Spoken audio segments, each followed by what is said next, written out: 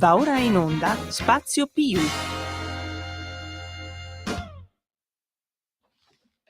Eccomi. Buongiorno e buon ascolto a tutte le ascoltatrici e ascoltatori dello Spazio Più da Radio Libertà. Oggi è martedì 18 novembre 2025. Io, come al solito, sono sempre un casinista. Arrivo qua con le migliori intenzioni e poi mi perdo sempre in 3000 fesserie. Vabbè, comunque, questo è lo Spazio Più, è lo spazio dedicato al popolo delle partite IVA, ed è per questo motivo che appunto io oggi ho ospite con me il mitico e combattivo, inarrestabile Giancarlo Nardozzi, presidente nazionale del GOIA, il gruppo organizzato imprese ambulanti, confederato col FENAPI, e appunto chiamo subito lui a darmi supporto, perché oggi sono abbastanza, come al solito, incasinato è dire poco. Giancarlo, buongiorno e benvenuto fra noi. Ciao Mimmo, ciao. T'ho presentato Buongiorno bene o t'ho presentato male? Ah, benissimo, mi fai sentire un eroe. Ma tu lo sei un eroe. Tu sei un eroe, no, come quei pochi. Non penso. Il problema è che sono pochi gli eroi, ce ne vorrebbero di più, mannaggia. Perché quello magari sì, qualcuno mi dà una mano un po' serio, perché ce ne sarebbero che mi vorrebbero dare una mano, però sono quelli che ci vogliono lucrare sopra. Non va bene, non va bene. No.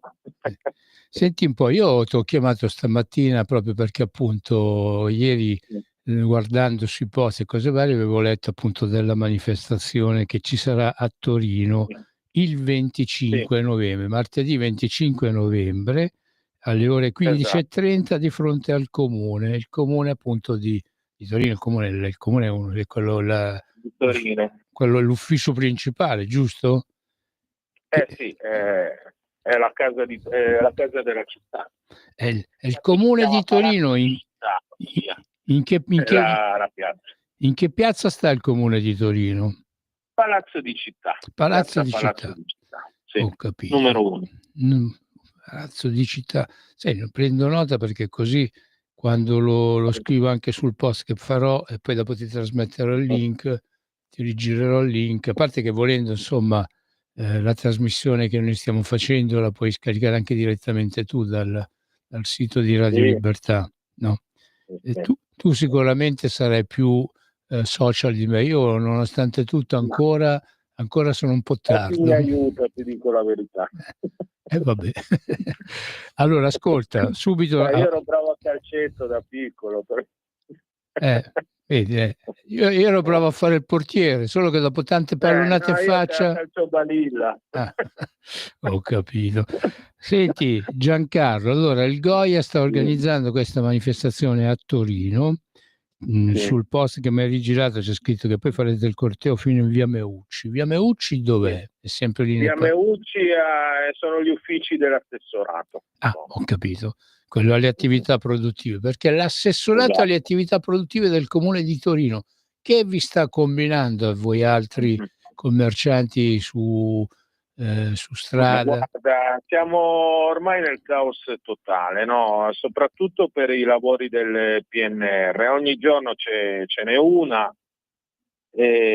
Abbiamo addirittura l'ultima che hanno fatto, che stamattina l'hanno arrangiata, però insomma hanno addirittura mandato un'ordinanza sotto Natale, novembre, dicembre, 5 posti si devono spostare perché devono scavare, che poi non è solo per quei 5 posti, è anche tutto quello che gli sta intorno, e poi comunque 5 posti sono 5 attività che vai a danneggiare. Sono 5 famiglie, no? Sono 5 famiglie, poi questi ma questa è una, ti potrei dire, no, c'è un come si dice, sta cosa del PNR, no? Che devono prendere i soldi del PNR, poi devono fare in fretta, chiudono, poi sbagliano i lavori, non seguono i lavori, le piazze da dare. Abbiamo per esempio Piazza Guala, che doveva essere dato fino a ottobre, la tengono ferma ancora un mese e mezzo perché i lavori sono stati fatti male, evidentemente nessuno ha controllato, perché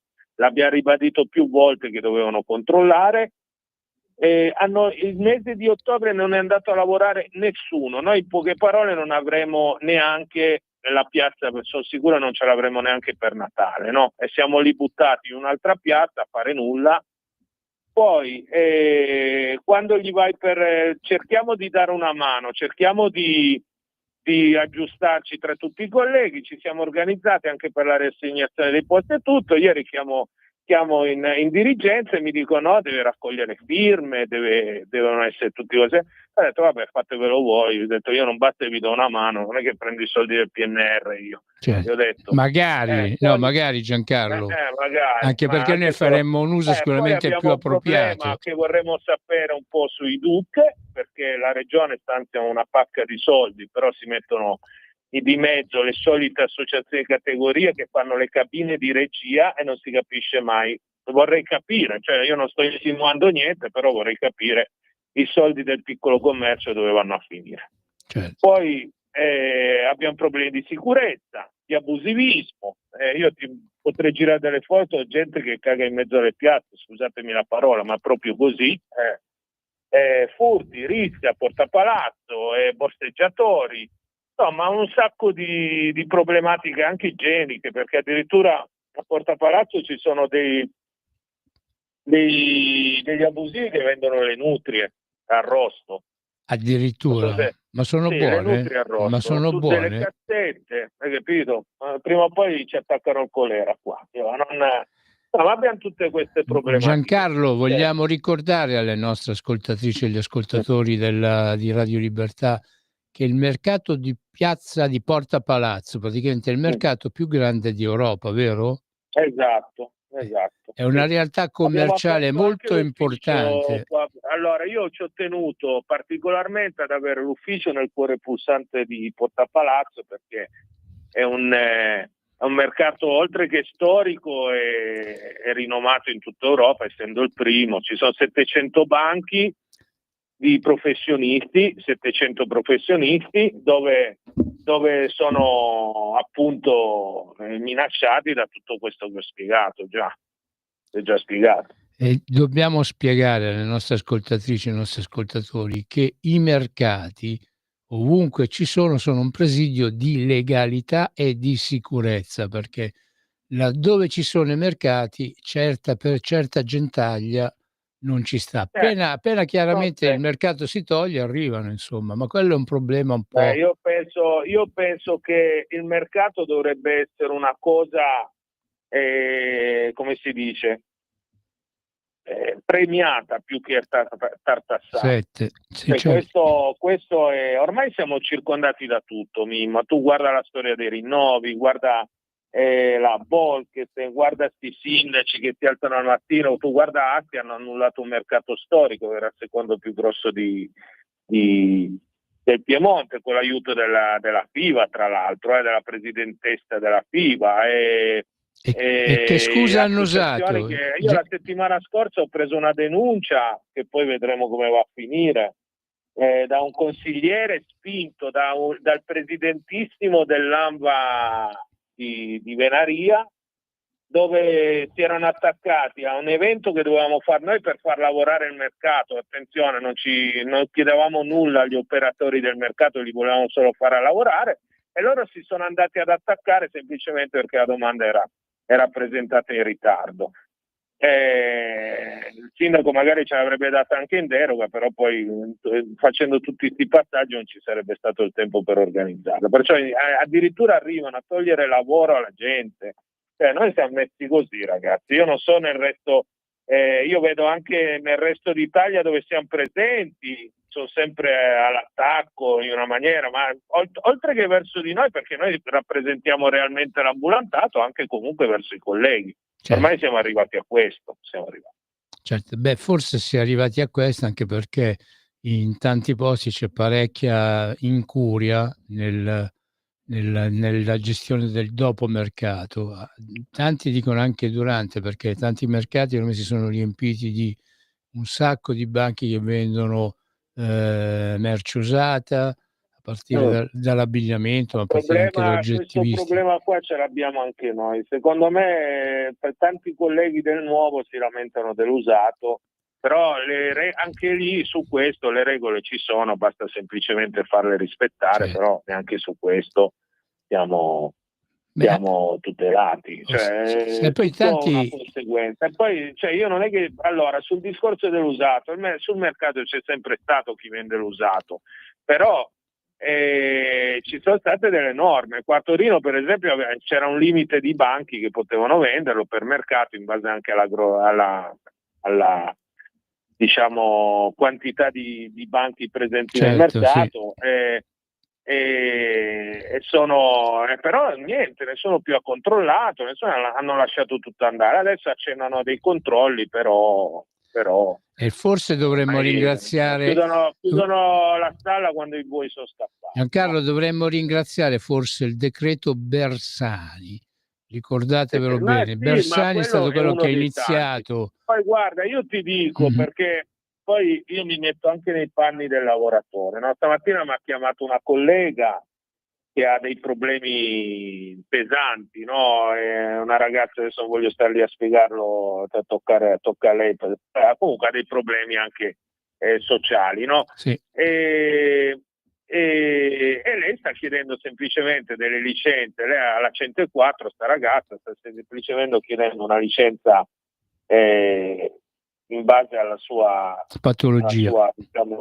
patologia, no? E tutto, e quello non glielo danno, hai capito? Ma Però come? poi magari Tu, lasciano Giancarlo, l'abusivo, e lei vende roba usata, perciò ha tutti contro. Ecco, io ci andrebbe anche una via di mezzo, no? E poi magari fanno vendere le nutrie in mezzo alla strada. Giancarlo, ti voglio fare uno scoop qua in diretta. Tu lo sai che io nei miei ultimi 10 anni da venditore ambulante, indovina che cosa vendevo io? Usato.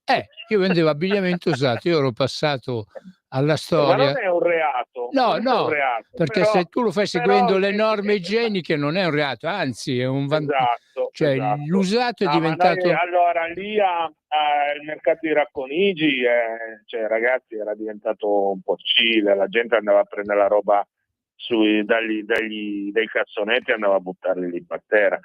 Ti dico, perfino l'odore quando passavi di là, però Sai che succede? sono Succede andati anche a avanti qualche Roma. anno, sono andati avanti, hai capito? Gian- Sono andati Gian- avanti qualche anno.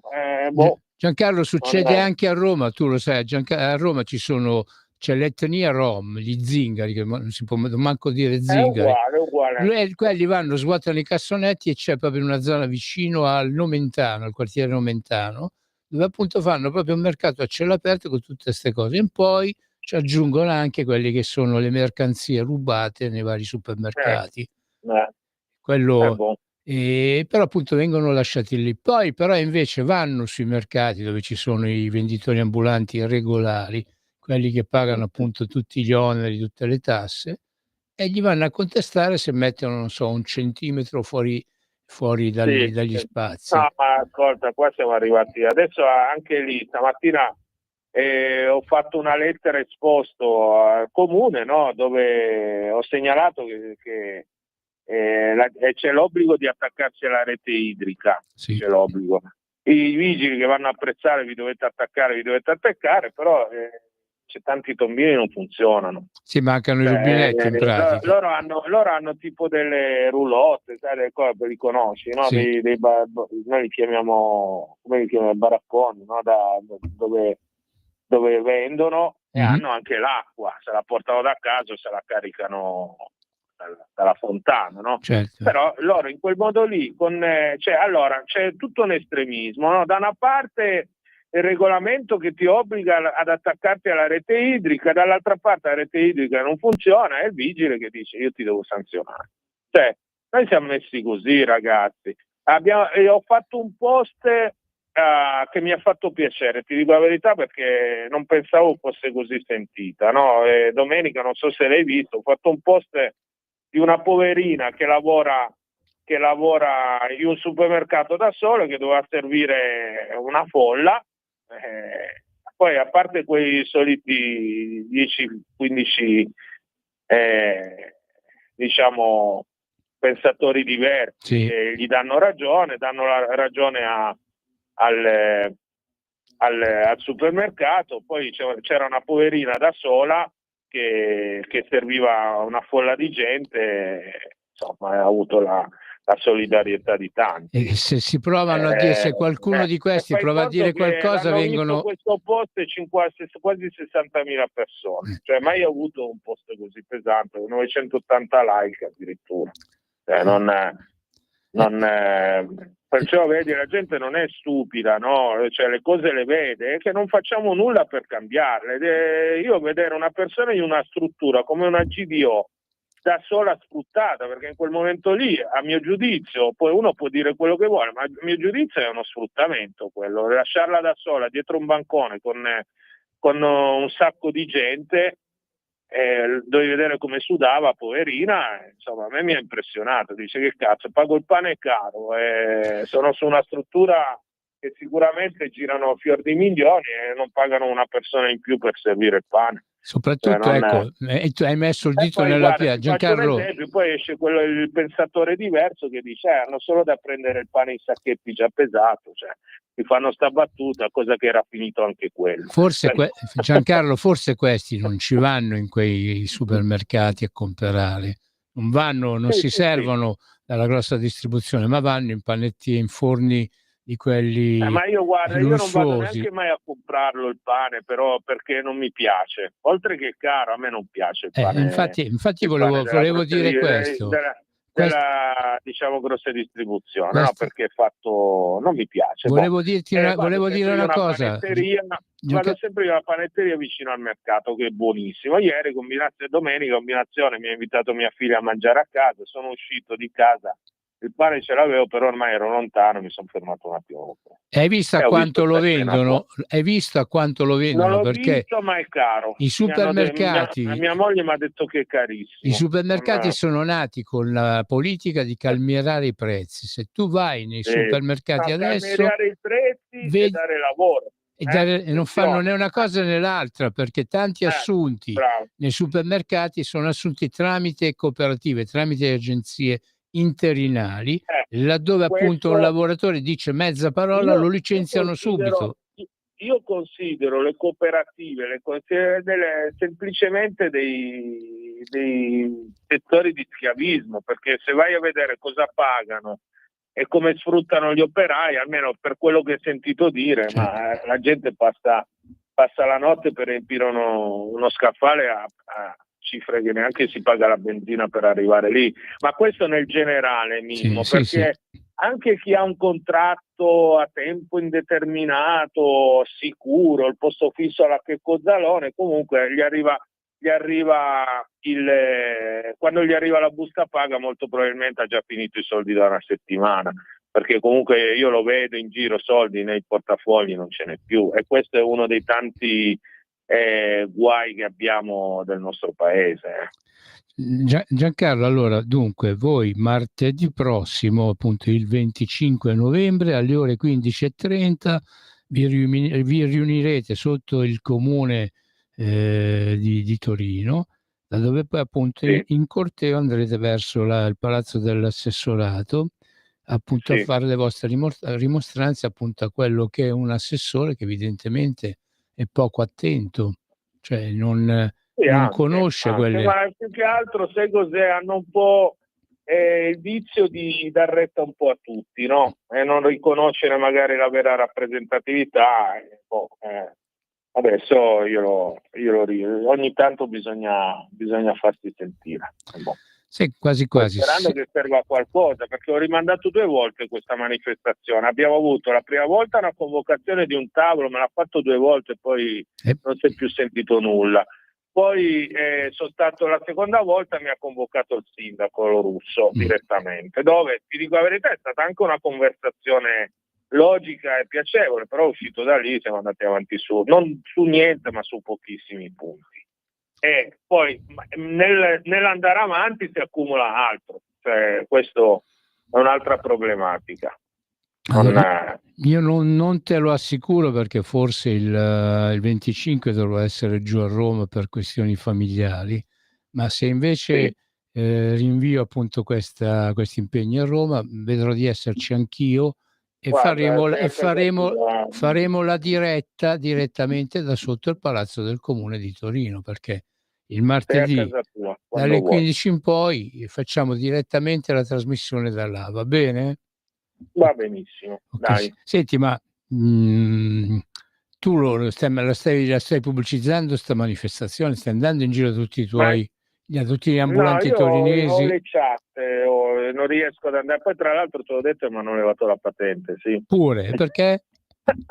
Perché telefonavo. Cazzarola, mannaggia.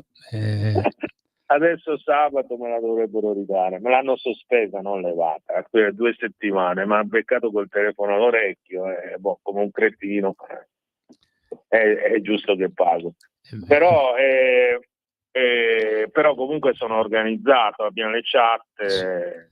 Beh, poi la voce di- c'hai tanti i tuoi associati, c'hai tanti collaboratori, certo, perciò insomma si certo. dessero da fare perché sai, è importante secondo me andare in piazza, Ma andare a mazza, certo. manifestare, perché così facciamo vedere agli amministratori appunto che noi siamo in tanti, che non è sempre la solita Eh, persona, il solito gruppo eh.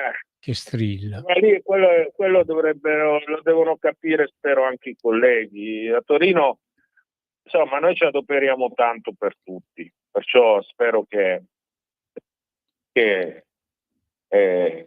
ci sia, non dico riconoscimento, ma perché non mi interessa a me il riconoscimento. Quello che mi interessa è che il collega inizi a alzare di nuovo la testa e combattere per i suoi averi, perché comunque...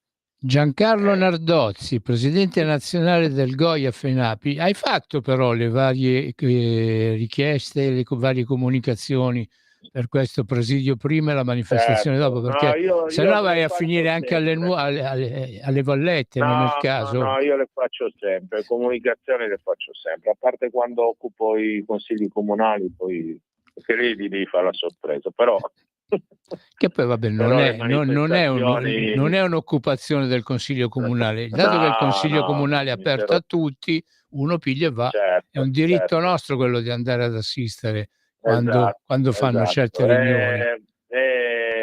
Io sempre comunque lo faccio, E fai bene, io fossi lì a Torino ci verrei perché anche io. ma tutelo anche chi viene, no? Certo, Poi sai, è giusto così, è certo, giusto. certo, perché non c'è niente di peggio che subire in silenzio. Uno deve avere la No, capacità di prendere e incazzarsi, perché incazzarsi ascolta Mimmo, fa bene. dipendesse da me, ma purtroppo dipende dai colleghi. Una bella marcia su Roma, non intendo quella Sì, sì, no. fascista, perché no, io intendo una marcia su Roma, chiamiamola come corteo su Roma, chiamiamolo corteo su Roma. Però Giancarlo Eh, Nardozzi, perdonami, visto che appunto i problemi che voi avete adesso li avete lì a Torino e li avete a causa di un assessore poco presente e di un sindaco che sì, ti ha ricevuto, ma poi no, alle ma parole non allora sono seguiti i lì è fatti. un discorso di imparare un po'. Adesso io non è che voglio, però l'assessore deve imparare a non tenere il piede in troppe scarpe, perché comunque questo ci sta danneggiando in una maniera incredibile. E allora E facciamo questo. sta marcia su Torino, cominciamo da Torino. Dico, dipendesse da me, perché tanto le problematiche non le abbiamo solo a Torino, le abbiamo Certo, in tutta come Italia, no, ne abbiamo. certo, certo. Sarebbe da fare un bel corteo, marcia ce l'ho, adesso mi daranno il fascista, lo so già. Vabbè. Un bel corteo su Roma e tutti gli ambulanti, che siamo ancora un discreto numero, Sì, sono sicuro che le cose le risolviamo in 5 minuti, già solo quando ci vedono partire. certo. Però evidentemente ci va il coraggio, la voglia e il realismo dell'ambulante, che deve iniziare a realizzare che non va sempre a finire tutto bene. Certo, anche perché appunto a forza di subire, alla fine uno sparisce, Ma insomma. c'è anche una rassegnazione, no? C'è anche una rassegnazione. Poi sai, anche quando arriviamo noi sembra, però non è che noi riusciamo a risolvere tutto, anche perché se poi scendi in piazza e si è 4 gatti, Certo, certo, certo. è così. Dobbiamo iniziare a essere tanti, tanti, allontanare queste associazioni di categorie, perché è ora di mandarle via, di prendere coscienza che bisogna mandarle via Certo. dai nostri banchi, perché Certo. il primo problema in assoluto sono loro. Sì, perché un po' come comunque i sia... sindacati per gli operai, però poi vedi alla fine CGIL quando lo chiama scendono giù in migliaia, perciò non si capisce. Vabbè, Anche quello Giancarlo, grazie io al non lo cavolo, quelli capisco. pagano i treni, i Ho pullman. capito, però non lo capisco. Però Gente se che vai a va, cioè guardare io comunque sia la avessero CGIL, un ritorno per una gita se la possono pagare anche loro, non è che, però voglio dire, ci fosse un ritorno, ma non c'è mai stato un ritorno da anni ormai. Non lo so, non entro nella testa io ormai della gente, guarda. infatti tu Non le capisco. Io vedere tutta quella gente lì con le bandiere della CGIL, pro Palestina, tutto qua, per carità, la causa poteva essere giusta o non giusta, però a me quello che mi stupisce è chi la indiceva, hai capito? Che tirava giù tutta sta gente. Quello mi ha lasciato un po' così. E poi si lamentano che non arrivano a fine mese. Boh, non lo so. Vabbè, senti, comunque Sono allora... i misteri della vita. Vabbè, dai, poi ne parliamo quando ci vediamo direttamente a Torino. Dai, Allora, tutti dai. quanti martedì 25 novembre alle ore 15:30 sotto il Palazzo Comunale di Torino a manifestare a favore della esistenza in vita del commercio ambulante e di chi del commercio ambulante campa, vive e mantiene famiglie. Non sono pochi, capito? Noi dobbiamo lottare per il diritto al lavoro che i tanti ambulanti di Torino, ma anche di tutta Italia, hanno a svolgere il loro lavoro, che è un diritto previsto anche in Costituzione. Qua tutti si riempiono la bocca appunto della Costituzione, delle leggi, così, e poi nessuno dà una mano. Ecco, l'unico invece che a mio parere dà una mano ed è sempre instancabile è Giancarlo Nardozzi, il presidente nazionale del Goia. Giancarlo, continua così e non ti arrendere. Io sono con te. Quello mai, finché ho la forza mai. Non è una promessa che mi sono fatta. Grazie Giancarlo. Speriamo che poi di arrivare a qualcosa, speriamo solo quello. Speriamo. Va bene. Ciao Giancarlo, buon Ciao, proseguimento. grazie sempre di tutto e buonasera a tutti quanti. Grazie sempre dell'ospitalità. Figurati, è un dovere nonché un piacere. Restate Grazie. con noi, pubblicità. Sempre più liberi con La Tua Radio è il nuovo sito che mette in prima pagina opinioni, firme, notizie, uno sguardo nuovo e originale sui fatti che ci circondano. Il nuovo quotidiano online, semplicemente radiolibertà.net.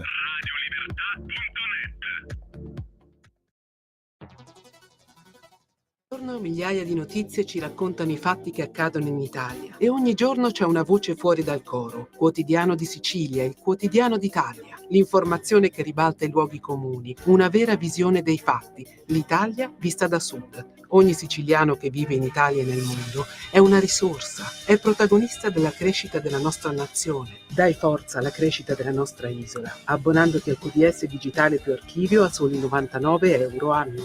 Quotidiano di Sicilia, il quotidiano d'Italia, una scelta di valore. Stai ascoltando Radio Libertà, la tua voce libera, senza filtri né censure, la tua radio.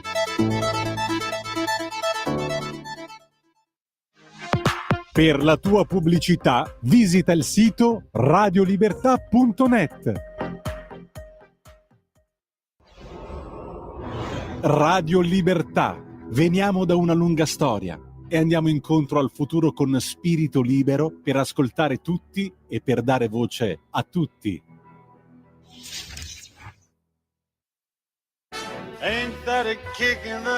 Ascolta i tuoi programmi preferiti, le notizie, la musica che ami e non solo. Con l'app di Radio Libertà puoi interagire con i conduttori, anche quando sei in movimento. Non aspettare, cerca Radio Libertà nello store del tuo smartphone o tablet e scarica l'app gratuitamente. Radio Libertà, tutta la radio con te. Scopri di più su radiolibertà.net. Semplicemente la tua radio.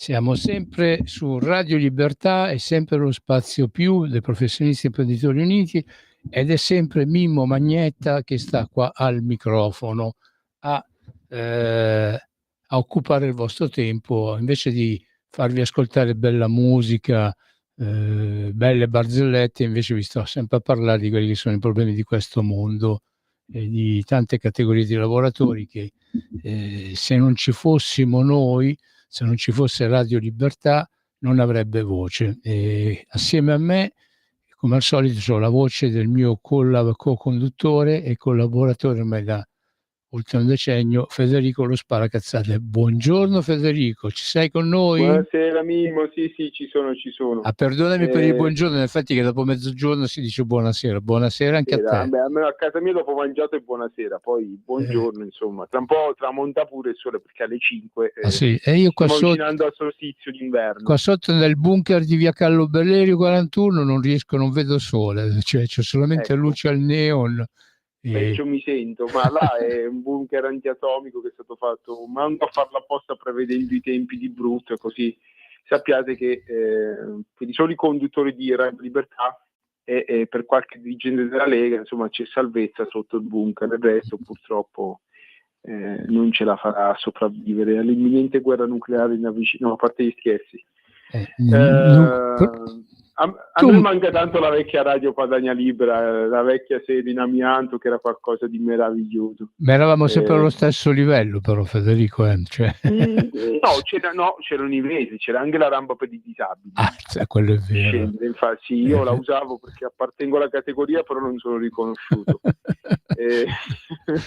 A parte gli scherzi, volevo cominciare il mio intervento, non da chirurgo, ricordando insomma quello che sta accadendo nel Goriziano, in provincia di Gorizia, dove davvero c'è l'apocalisse, un'alluvione bruttissima che ha mandato sott'acqua quello che è un territorio meraviglioso, il Collio, dove vengono fatti tra i vini più buoni d'Italia, una popolazione che è tra le più toste, le più dure. Io ho fatto il militare in Friuli, tu Mimmo pure hai frequentato spesso il Friuli, abbastanza. E quindi non possiamo non essere vicini alla popolazione della provincia di Gorizia, da Cormonsa, Romance e le tantissime altre località colpite. Voglio anche ricordare che là per carità si deve fare il contrasto, la guerra al dissesto idrogeologico, ma là è tutto complicato dal fatto che molti di quei fiumi a monte stanno in Slovenia, nell'ex Jugoslavia.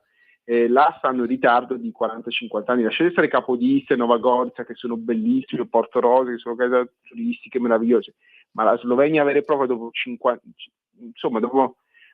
quasi 50 anni di comunismo sono indietro di 80 anni e è il disastro. Se voi sconfinate dalle valli del Natisone o andate poco oltre Nova Gorica, vedete la Slovenia vera, che è un paese rurale, abbandonato, arretratissimo. Ecco, lasciate stare le poche città della Slovenia che sono molto avanti, ma il resto del paese è un disastro. E quindi, non essendoci opere di imbrigliamento idraulico, succedono i disastri. Che il Goriziano, una volta la provincia di Gorizia era molto più ampia, poi più della metà, 3/4 è stata ceduta alla Jugoslavia da degli accordi idioti di cui nemmeno a farla apposta qualche giorno fa era il 50° anniversario degli accordi di Osimo, se non erro nel 75 firmati, e quindi è un problema la gestione dei fiumi se i fiumi nascono oltre confine.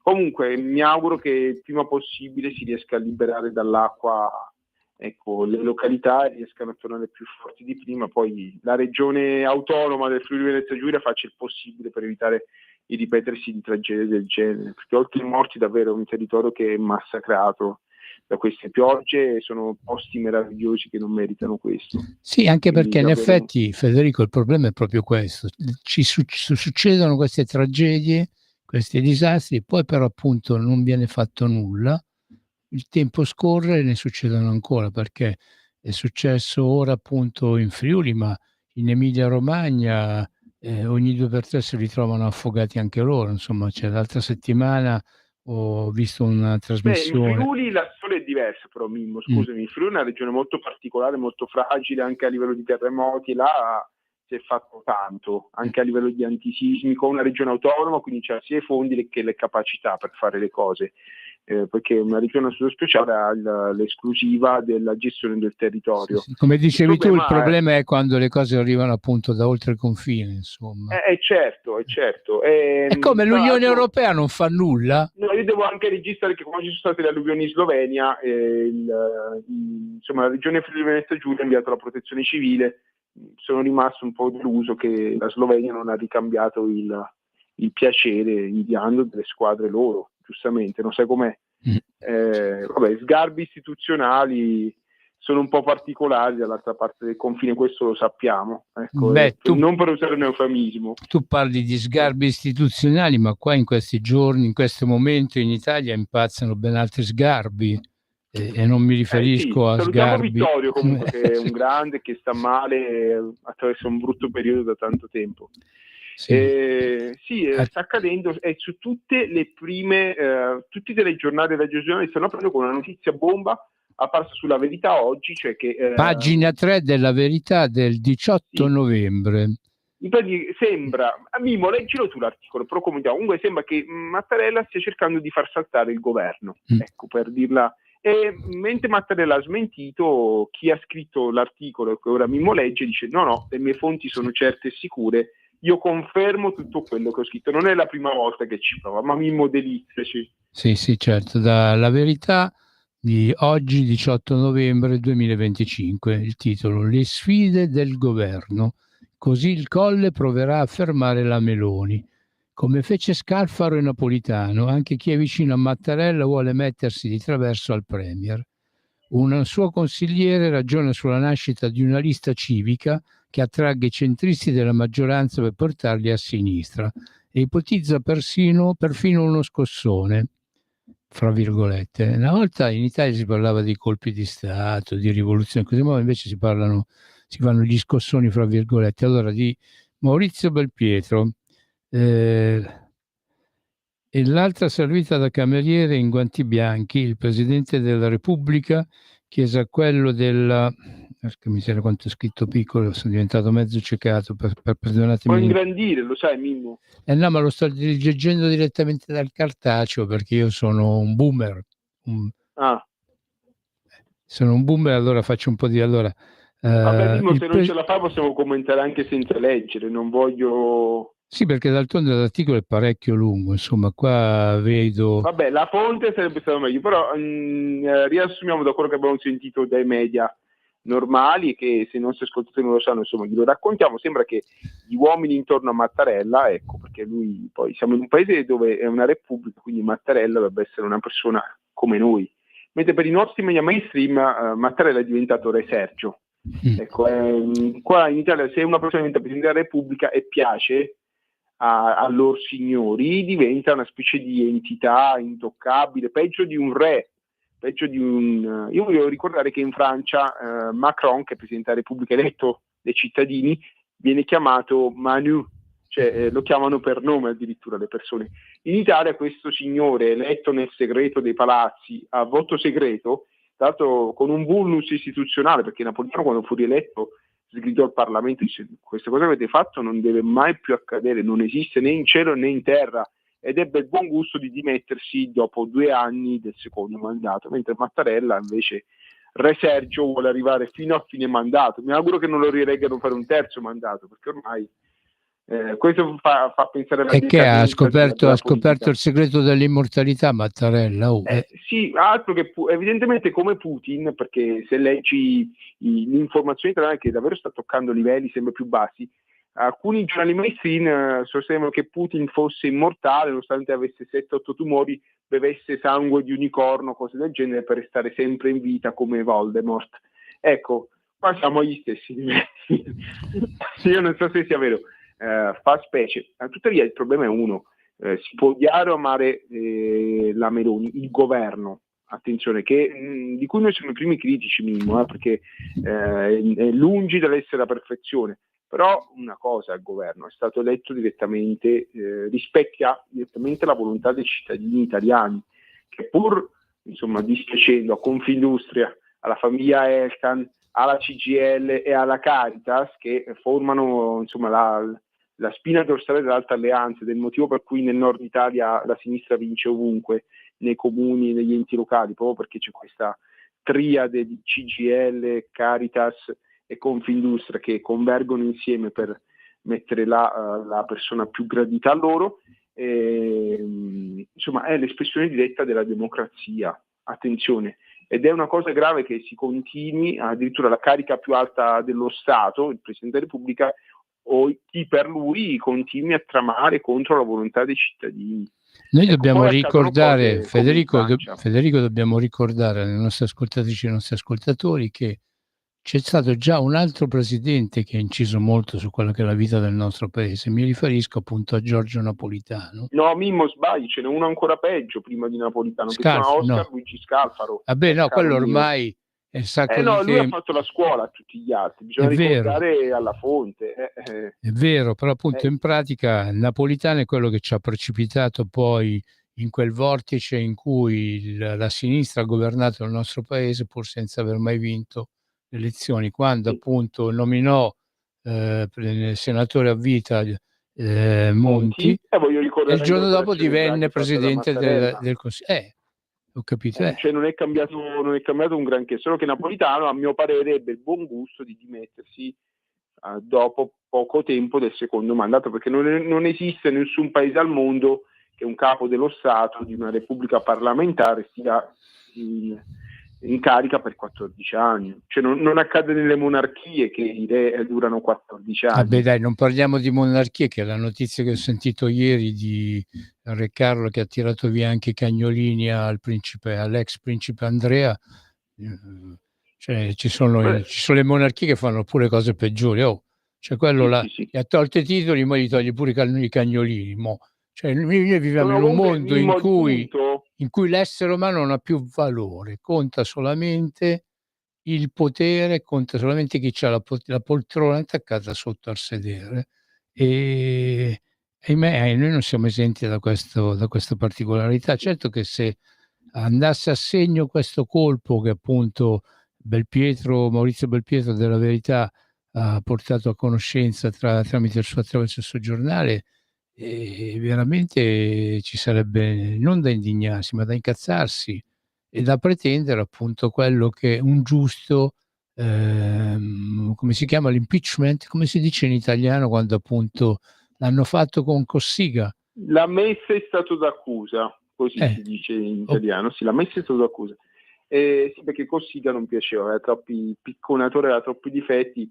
Secondo me è stato il miglior Presidente della Repubblica che l'Italia abbia mai avuto, visto che ebbe il coraggio di far andare i carabinieri nella sede del Consiglio Superiore della Magistratura per scioglierlo, che è un potere del Presidente, voglio rammentare. Peccato che non ci è riuscito, peccato, mannaggia. Adesso dobbiamo andare al referendum. Mi sembra che riuscì a scioglierlo, poi comunque si dovette dimettere perché la sinistra lo voleva distruggere. E poi non cambiò niente, perché il problema è questo, appunto ne parlava anche prima con Giancarlo Nardozzi del Goya di Torino, no? Che appunto in pratica con gli ambulanti torinesi si ritrovano in mano appunto di un sindaco e peggio ancora di un assessore del PD, ricordiamo. Sì, infatti. Un sindaco tremendo, oltre ad essere incapace, è una persona che ha lottizzato davvero pesantemente la struttura amministrativa del Comune di Torino, nominando solamente persone che hanno la tessera del Partito Democratico. Il problema è che una volta erano più capaci questi di sinistra. Sì. No, ora è qualcosa di scandaloso, sta facendo davvero, penso che i torinesi rimpiangano l'Appendino, rimpiangano qualsiasi sindaco che ci sia stato prima di Lorusso, perché ora davvero, però questi hanno la faccia di bronzo, vanno avanti sempre come se nulla fosse, anche se hanno le città che vanno socialmente, economicamente a rotolo, e vogliono fare così anche a livello nazionale. Io penso che la veemenza con cui i consigliori di Mattarella e il Colle, il Quirinale, abbia smentito la notizia la conferma. Mi ricorda molto quando Macron disse Benalla non è il mio fidanzato, quando ci fu ecco, è che in pratica era proprio la smentita che confermava il fatto. Ecco, secondo me Belpietro. Però Federico, spieghiamo chi era Benalla alle nostre ascoltatrici, perché non tutti hanno questa memoria ferrea come ce l'hai tu, o un po' di meno. Benalla era uno dei membri della sua scorta, delle guardie del corpo, sì, di Emmanuel Macron. E beh, allora faceva il suo dovere, se era la qualità del corpo faceva il suo dovere, o no? Ecco, vabbè, no, però ci fu un enorme scandalo e Benalla è stato allontanato. E tuttavia Macron ha fatto una figura diciamo, da cioccolataio, ecco. No, comunque il punto, Mimmo, non è tanto destra, sinistra, governo o non governo, che comunque rammentiamo, non è il migliore dei governi che possa esistere, tuttavia è quello che gli italiani hanno scelto e voluto. La volontà del popolo va rispettata sempre, anche se ci fosse il governo Vendola, secondo me dovrebbe continuare a governare. Auguro un giorno a Nichi Vendola di prendere l'80%, perché so che lui ci crede, prima o poi succederà, anche perché finché veniamo rimpiazzati di questo ritmo e gli italiani scappano all'estero o non fanno più figli, è il futuro che ci spetta. Se ha una maggioranza del supporto popolare è giusto che governi fino all'ultimo giorno, come avviene in tutte le democrazie normali. Ecco, noi siamo una democrazia normale dove abbiamo i colpi di Stato dei magistrati, e se i magistrati non ci arrivano c'è il capo dello Stato che trama. Ditemi voi se è un paese normale. Poi è ovvio che va tutto a puttane, perché, scusate il francesismo, se invece di rispondere al popolo, alla democrazia, alle istituzioni, si risponde ai soliti poteri forti che pretendono di fare il bello e il cattivo tempo con i nostri soldi, con le nostre risorse, con le nostre anime, così non si va da nessuna parte. Allora, Federico, sto riuscendo a leggere, anche perché mi hanno prodotto un foglio con una scrittura una calligrafia un po' più grande. Praticamente, allora, insomma, chi ha ordito questo scossone vuole appunto creare una lista con una maggioranza non di sinistra nella prossima legislatura, se possa decidere il sostituto di Sergio Mattarella. Ecco, il problema appunto è, noi prima parlavamo di quanto Sergio Mattarella sta durando come presidente, qua si pongono il problema appunto di chi sostituirà lui. Allora, a quanto pare si ragiona di una grande lista civica nazionale, una specie di riedizione dell'Ulivo, con dentro tutti una mucchiata centrista per togliere voti alla Meloni, ma forse questo potrebbe non essere sufficiente. Allora il consigliere di Mattarella, Francesco Saverio Garofani, 3 legislature come parlamentare del PD, invoca la provvidenza. 1 anno e mezzo di tempo forse non basta per trovare qualcuno che batta il centrodestra. Ci vorrebbe un provvidenziale scossone, sussurra l'uomo del Colle. In che cosa consiste lo scossone non è noto, ma lo si può immaginare. Uno al referendum sulla giustizia potrebbe aiutare. La Corte dei Conti e altri giudici impegnati a rimettere i bastoni tra le ruote all'esecutivo darebbero una mano. Insomma, vabbè, sono i soliti sistemi che si usano in democrazia, fra virgolette, no? Sì, che democrazia, nemmeno in Germania è. Ma vorrei sapere la tua opinione di navigato uomo. Ricordiamo a chi ci ascolta che tu ormai hai quasi 3/4 di secolo, quindi ne hai viste tante. Sì, abbastanza. Però all'epoca era più semplice. Quando io ho cominciato a fare politica era più semplice, perché eravamo reduci da una rivoluzione e da una guerra mondiale prima, la seconda, fra una prima guerra mondiale e la seconda c'è stata una rivoluzione, e poi appunto c'è stata la sconfitta dell'Italia, c'è stata la nascita della Repubblica che mi pare che nacque, anche all'epoca si parlò di brogli o cose del genere, insomma. All'epoca era semplice, all'epoca si era di una parte o dell'altra. Io infatti appunto mi andai a sedere in una fila, sto parlando della prima assemblea a cui io partecipai all'istituto superiore che frequentavo, io mi andai a sedere in una fila sbagliata. Ecco, da allora la mia vita fu segnata, perché appunto io mi ero seduto nei banchi di destra. E praticamente all'epoca, quando tu nascevi, quando crescevi, quando cominciavi a essere adolescente, c'avevi una scelta, o sinistra o destra. Qualcuno appunto rimase anche al centro. Qualcuno di questi che rimase appunto al centro ha fatto anche tanta strada. L'altro giorno parlavo con un ragazzo che ho conosciuto alla raccolta del banco alimentare a cui ho partecipato anch'io. Era un ragazzo che di 33 anni, che da quando aveva 18 anni ha aderito appunto a Comunione e Liberazione. Lui appunto mi raccontava del perché, per come lui fosse entrato in Comunione e Liberazione, per quello che era lo spirito di partecipazione, per quello che era la solidarietà, per quella che era l'amicizia che si creavano appunto fra i militanti appunto di Comunione e Liberazione. Stessa cosa accadde a me. Appunto io mi sedetti nella fila sbagliata, mi legai a delle persone e appunto venni subito catalogato come appartenente alla destra. Ho fatto tutte le varie tappe che il nostro paese ha percorso. Appunto una volta quando c'erano dei problemi venivano fuori, per esempio io vissi di sfuggita quello che fu l'autunno caldo, però appunto quando il paese era in preda alle manifestazioni sindacali, ai cortei, e che non erano molto teneri all'epoca, praticamente o scoppiavano le bombe nelle banche o nelle stazioni, anzi o sui treni, le stazioni è arrivata un pochino dopo, o comunque sia addirittura in Italia ci furono, ecco, i tentativi di colpi di Stato, quando si voleva fermare, arginare quelle che erano certe situazioni, venivano fuori i soliti poi colpi di Stato, i tentativi di colpi di Stato. Io mi ricordo che qua a Milano tante volte mi incontravo gente che mi diceva: guarda, non andare al cinema oggi, cioè non c'è andare al cinema né oggi né domani né dopodomani, e non prendere manco la metropolitana. All'epoca Vabbè, io ho capito che sei quarti di secolo, ma mo stai esagerando. Io ti avevo chiesto un parere sull'attualità, Mimmo.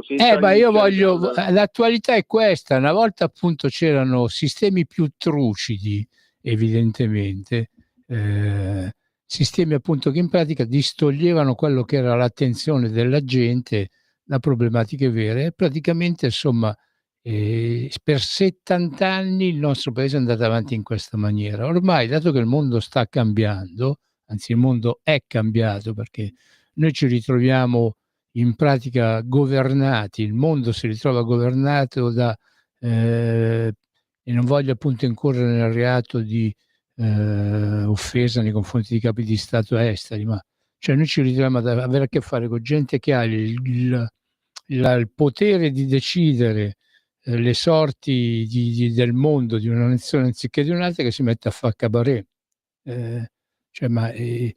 Oggi dice una cosa e domani ne fa un'altra, appunto. Ora pensa una cosa e poi fa esattamente l'opposto. Ma stai parlando di Macron? Macron è uno, ma poi ci mettiamo anche Bush, mettiamoci poi anche appunto comunque sia i presidenti nostri, insomma, cioè nessuno pecca da questo lato qua. Il problema è che noi piano piano stiamo scivolando nella nullità. Io penso una cosa, che il libro che ha fatto Vannacci, Il mondo all'incontrario, non sia tanto sbagliato. Ecco, evidentemente se ha tutto questo seguito, comprese le 500.000 preferenze prese alle elezioni europee, tanto il problema, sai Federico, meno, però. Tu hai chiesto il mio parere. Il problema è che uno può prendere 500.000 preferenze, ne può prendere anche 1,5 milioni, poi sta di fatto che finisci in mano, c'è in certi gangli, finisci dentro certi gangli che ti stritolano. Noi praticamente dobbiamo sentire da Maurizio Belpietro che appunto il nostro tanto amato presidente Mattarella sta cercando di fare una porcata, fra virgolette. Sì. Comprandosi deputati e senatori, ed è una cosa che non si può sentire, perché questa cosa è già accaduta ai tempi di Berlusconi, quando appunto presero Silvio e gli disse: Silvio, o ti togli dalle palle o ti facciamo diventare povero. Silvio ha preso e si è tolto dalle palle, capito? Comunque vabbè, senti, allora il tempo a nostra disposizione sta quasi terminando. Fai una cosa, sintetizza tu e chiudi tu. Così. No, io vorrei salutare anche un'altra persona che ci sta molto a cuore ultimamente e vive a Venezia. Più che una persona è un animale molto simpatico, ma non un animale parlante, è no? Delfino Mimmo. È Delfino Mimmo. Assomiglia molto al nostro Mimmo Magnetta, presidente, perché lui a Venezia mangia parecchio, a Mimmo piace mangiare, il nostro, e poi ama la compagnia delle persone. Hanno provato a cacciarlo più volte dalla laguna perché è pericoloso, c'è un traffico pesante, ma lui non ne vuole sapere di andarsene, sta troppo bene insieme agli altri. Questo fa ricordare che l'uomo, il delfino è un animale sociale, come lo eravamo noi. Ecco, da questo delfino nasce una lezione, ecco, ci dà una lezione di vita questo delfino. Dice: io piuttosto che stare da solo e fare la fame, rischio la mia vita, però voglio stare in compagnia e mangiare. Ragazzi, meditate, se un delfino ci deve ricordare quello che dovremmo essere noi. Ecco, tanto di cappello a questo delfino. Forza delfino Mimmo, non di fare cacciare, resta là. Anche perché l'Italia non caccia mai nessuno, accogliamo sempre tutti, dobbiamo cacciare via un delfino. Non si fa. Forza Mimmo.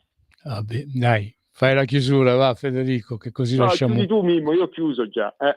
Vabbè, allora grazie di questa immeritata stima. Spero tanto di assomigliare al delfino Mimmo anch'io, anche perché pure a me piace il pesce.